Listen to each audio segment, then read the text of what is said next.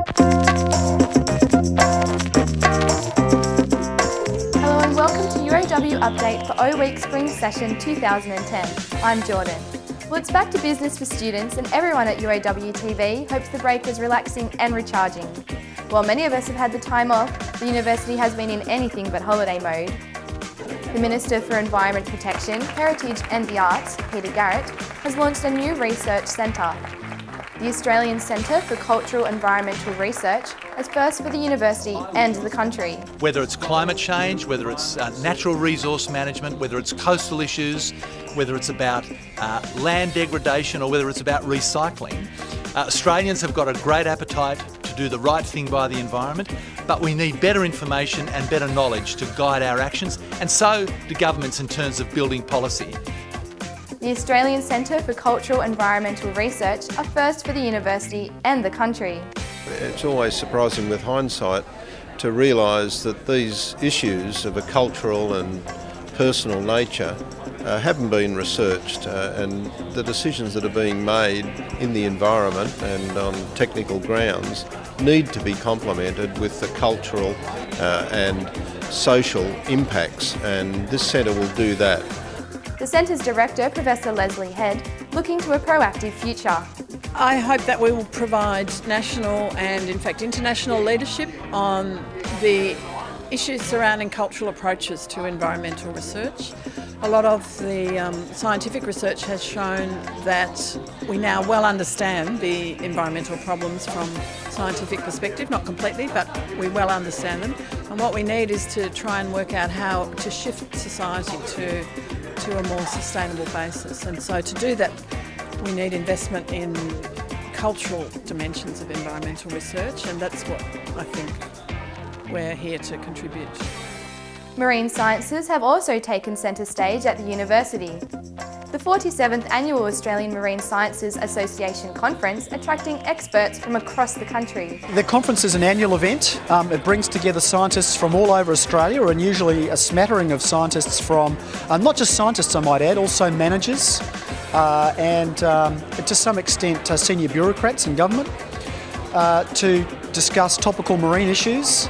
Much of the conference focused on the use of remote technology. We're part of a national marine biodiversity hub, marine biodiversity research hub, with a range of partners from other research institutes around Australia.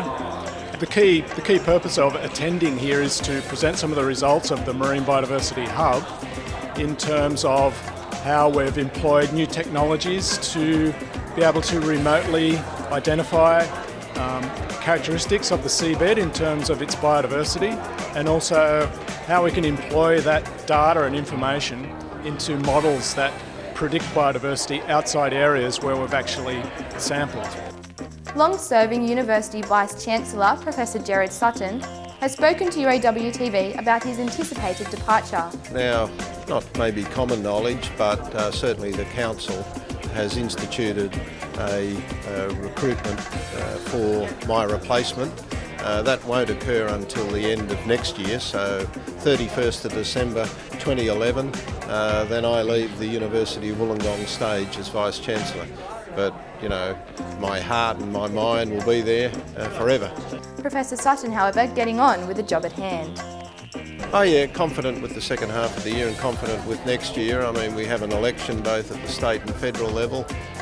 We, of course, are apolitical. Whatever party is elected, then this university serves that party during its term of office.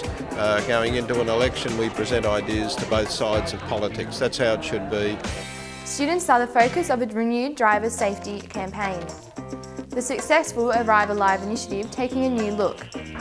So we've taken a more UOW focus this year and calling it Team Drive to Survive. We're part of the Centre for Student Engagement, and we're really wanting to raise awareness of road safety on campus. Personal responsibility at the heart of the program.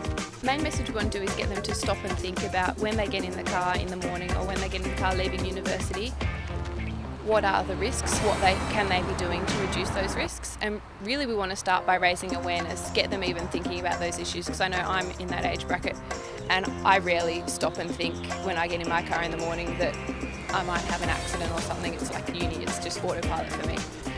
UOW Cares, the university's workplace giving program, has hosted its first Spotlight Speaker session.